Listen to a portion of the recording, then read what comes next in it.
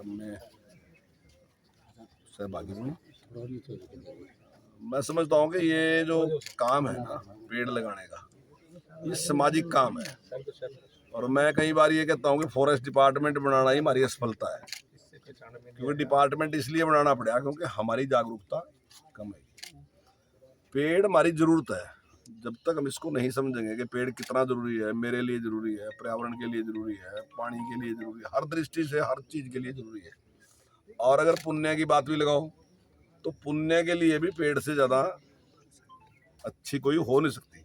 मान लीजिए आपने एक फलदार पेड़ लगाया तो कितने पक्षी उसके ऊपर अपना भोजन प्राप्त करेंगे, और दूसरा पेड़ ऐसा लगाया कि जिसपे कितने ही बच्चे आने जाने वाले भी कितने प्राप्त करेंगे, उसके ऊपर घोंसला बनाएंगे। तो मैं तो ये भी बात कहता हूँ कि जैसे LIC वाले कहते हैं जीवन के साथ फिर जीवन के बाद भी, अगर मैं नहीं भी रहूंगा और मेरा लगाया पेड़ होगा और उससे अगर कुछ पक्षी अपना पेट भरेंगे तो निश्चित तौर से पुण्य मेरे खाते में लगेगा। तो अगर पुण्य कमाने के लिए भी लगाना तब भी, और अगर सृष्टि को ठीक करने के लिए लगाना तब भी पेड़ जरूरी है।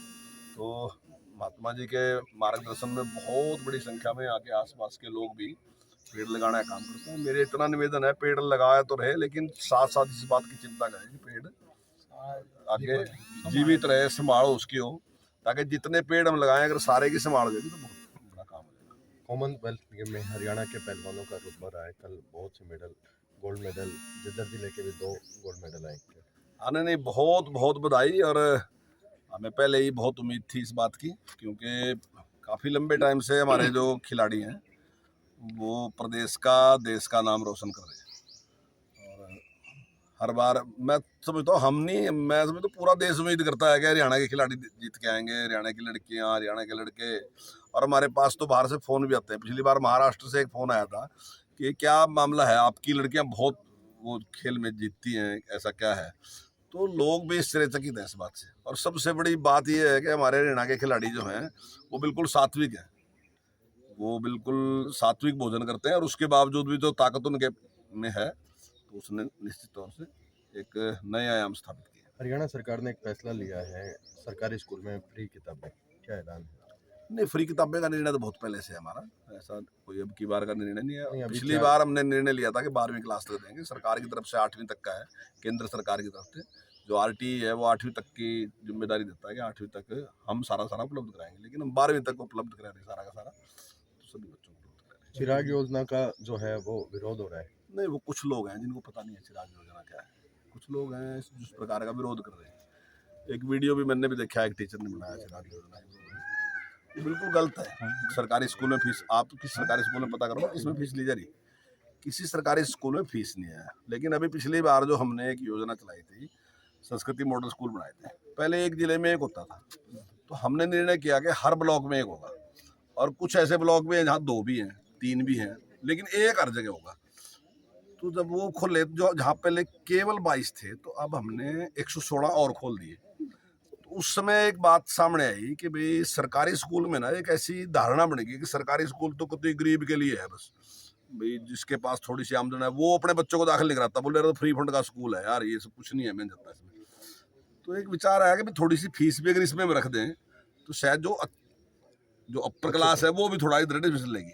तो उसमें जो फीस रखी गई वो फीस है 1,80,000 से ज्यादा जिस व्यक्ति की आमदन है उसका बच्चा फीस देगा, बाकी जिसकी कम है वो नहीं फीस देगा। पहली तो ये है। दूसरी आपकी चिराग योजना पे प्रश्न था, तो चिराग योजना जैसे 134A में हम पहले एडमिशन करते थे, 10% बच्चों का एडमिशन कोर्ट के द्वारा ऐसा निर्देश था। हालांकि 2007 में कोर्ट ने ऑर्डर दिया, लेकिन कांग्रेस ने उस टाइम मान्या नहीं। जब हमारी सरकार आई तो हमने उसको मान लिया और हमने उन एडमिशनों को शुरू कर दिया, फीस हमने देनी शुरू कर दी। लेकिन अब की बार हमने एक विचार किया कि अगर हम RTE लागू करते हैं तो उसमें 25% बच्चों का एडमिशन करा सकते हैं, और उतने ही पैसे खर्च होंगे क्योंकि 60% सेंट्रल गवर्नमेंट देगी उसमें पैसा। तो हमने उस योजना को लागू कर दिया। अब जब हमने लागू कर दिया, उसका तरीका एक ही है कि जो आपके घर के पास स्कूल है उसमें फीस सरकार देगी और वो पढ़ाएगा, उसकी जिम्मेदारी है। तो वो पहली क्लास से शुरू होगा, और पहली क्लास वाला बच्चा दूसरी में, तीसरी में, ऐसे लगभग उसमें 7 साल लगेंगे 8वीं तक जाते जाते। तो जिन लोगों के बच्चे 134A में थे उन्होंने कहा कि साहब आपने हमारे बच्चे का एडमिशन तो करा दिया, लेकिन हमारी सामर्थ्य थी फीस देने की, तो अब आप फीस दो। अब हम दोनों स्कीमों को एक साथ नहीं चला सकते, 134A और RTE को साथ साथ नहीं चला सकते, कानूनी गलत है। हमने तो RTE लागू कर दी, तो अब उन बच्चों का क्या करें। अब वो काफ़ी जगह, सब जगह इस प्रकार के हमें भी लगा कि वाकई हमारे से जो कुछ हमने किया उसमें वो फंस तो गए बेचारे वाकई। तो हमने फिर एक नई योजना ले गए चिराग, और उसमें हमने फीस बढ़ा दी, और फीस बढ़ा के हमने स्कूलों से पूछा कि भाई अगर आप बच्चों का एडमिशन करने के लिए तैयार हो तो फीस हम दे देंगे। तो 340 स्कूल हरियाणा के ऐसे हैं प्राइवेट जिन्होंने हमें कह दिया कि ठीक है जी हम एडमिशन देने के लिए तैयार है। तो उनमें हमने एडमिशन करा दिया, फीस हम दे रहे हैं, लेकिन हर साल एक क्लास खत्म होती जाएगी। जब ये आरटी के दूसरी में आएंगे तो दूसरी में खत्म हो जाएगी, जब दूसरी वाली तीसरी में जाएगी तीसरी में खत्म हो जाएगी, जब तीसरी वाले चौथी में जाएंगे खत्म होगी। तो स्टेप बाय स्टेप ये सारा स्वास्थ्य और विकास की बात की जाए तो जज्जर जिला में ट्रिपल इंजन सरकार है, ना मेडिकल में डॉक्टर हैं, समय पे दवाइयाँ नहीं मिल रही और सड़कें बिल्कुल गड्ढेदार हैं। इस पर क्या कहना है? देखिए, जहाँ तक मेडिकल फैसिलिटी की बात है, मैं दावे के साथ कह सकता हूँ कि पिछली सरकार के मुकाबले में बहुत सुधार आया। अगर आप ओपीडी भी देखोगे तो मैं दावे के साथ कह सकता हूँ, आप अपने यहाँ जाके पता कर लो, जितनी उस टाइम थी उससे 4 गुना ज़्यादा ओपीडी है। जितने बेड उस टाइम में थे उससे बेड भी 3-4 गुना पूरे प्रदेश में ज़्यादा है। व्यवस्था हमने बहुत की, लेकिन कमी बहुत ज़्यादा है। हमारे लिए सबसे बड़ी समस्या है कि हमारे पास डॉक्टर ही नहीं है। अब हालांकि जितने डॉक्टर पहले थे उससे दुगुने हमने भर्ती कर दिए, लेकिन फिर भी नहीं है।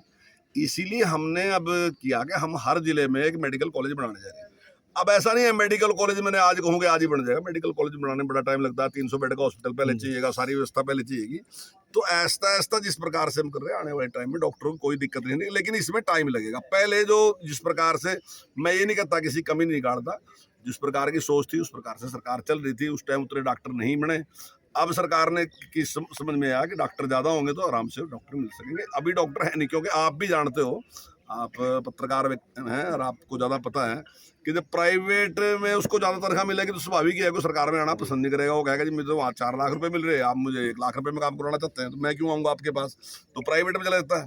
तो इसलिए जब डॉक्टर ज़्यादा तैयार हो जाएंगे तो आहिस्ता आहिस्ता दवाइयों की बात जज्जर में स्कूल कंडम होने के बाद बजट मंजूर हो गया, स्कूल शुरू नहीं हो रहे, प्राइमरी बच्चे टीन में पढ़ रहे हैं। ठीक। देखिए, जैसा अभी आपने कहा, हमने इस पे पूरे तरीके से संज्ञान लिया और अभी हमने नया आदेश जारी किया। अभी वो हमारा ट्रायल है, 15 तारीख तक हमारा कंप्लीट हो जाएगा। हमने आदेश कर दिया कि किसी भी स्कूल का रास्ता, किसी भी स्कूल की चारदीवारी, किसी भी स्कूल का शौचालय, किसी भी स्कूल के पानी पीने की व्यवस्था, किसी भी की ब्यूटिफिकेशन स्कूल की, किसी भी स्कूल का अगर कमरा खराब है, नए कमरे की जरूरत है, तो ये 7 काम हमने ऐसे कहे कि वो प्राथमिकता के आधार पे किए जाएंगे और उसके लिए किसी और की टेंडर वेंडर की कोई जरूरत नहीं। हमने सारा सौदा खत्म कर दिया। हमने कहा कि 35 लाख तक का अगर खर्च है तो एसएमसी को हम सीधा पैसा देंगे, एसएमसी अपने आप काम कराएगी। हमने उसको तुरंत करने के लिए अभी हमने पायलट प्रोजेक्ट चलाया, ये करनाल में है जहाँ ड्यूल टैक्स था। ड्यूल टैक्स के लिए पायलट प्रोजेक्ट हमने करनाल में चलाया और सिविल के लिए हमने जगाधरी में चलाया। अब उस पायलट प्रोजेक्ट में जो भी कमियां हमारे सामने आएंगी तो हम उनमें सुधार करके तुरंत ही आदेश देंगे और जल्दी काम पूरा करेंगे। सर, इतनी सुविधाओं के बावजूद भी सरकारी स्कूलों में बच्चे घट रहे हैं अभी? नहीं, देखिए, पिछली बार बहुत बड़ी संख्या में बच्चे बढ़े थे, अब की बार कुछ थोड़ा कम हुए हैं। तो अब की बार जो नई तकनीक हमने अपनाई ना जी, उसकी वजह से थोड़ी दिक्कत है। Thank you.